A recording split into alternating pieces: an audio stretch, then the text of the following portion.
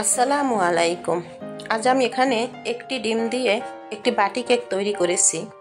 খুব সহজভাবে কেকটি আমি তৈরি করেছি। তো দেখুন কিভাবে আমি কেকটি তৈরি করেছি।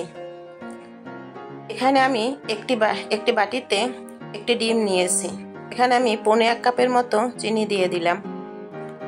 চিনিটা আমি দিয়ে ভালো করে বিট করে নিয়েছি। এখন আমি এখানে 1/2 কাপের মতো সয়াবিন তেল দিলাম। তেলটা দেওয়ার পরে আমি আবার বিট করে নিচ্ছি। বিট করে নেওয়ার পরে এখানে আমি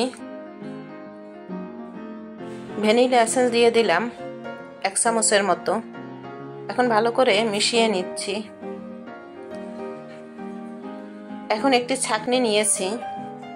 এই ছাঁকনির উপরে আমি এখন 1.5 কাপের মতো ময়দা দিলাম, 1/2 কাপের মতো কোকো পাউডার দিলাম, বেকিং পাউডার দিয়ে দিয়েছি 1 চামচের মতো, স্বাদ মতো লবণ দিয়ে দিচ্ছি।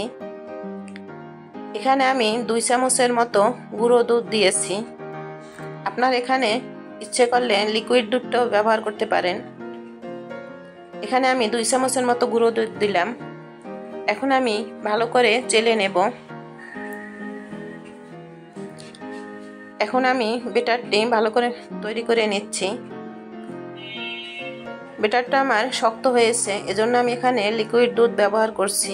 এখানে আমি 2 চামচের মতো লিকুইড দুধ দিলাম। দুধটা কিন্তু একেবারেই ঠান্ডা। ভালো করে মিশিয়ে নিচ্ছি।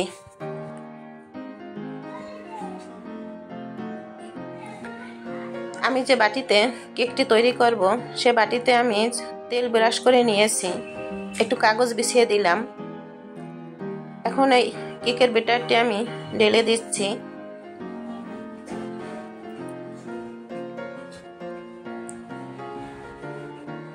এখন আমি ট্যাপ করে নিচ্ছি, যদি কোনো বাবল থাকে বের হয়ে যাবে।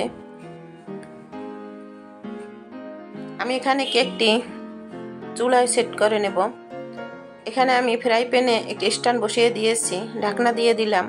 প্রথমে আমি চুলার আঁচটি বাড়িয়ে দেব। 2 মিনিটের মতো বাড়িয়ে দিয়ে পরে আমি চুলার আঁচটি কমিয়ে প্রায় 25 মিনিটের মতো আমি রান্না করে নিলাম কেকটি। দেখুন কাঠি দিয়েছি, কাঠিটি শুকনো এসেছে। এখন আমি চাকু দিয়ে আলগা করে নিচ্ছি।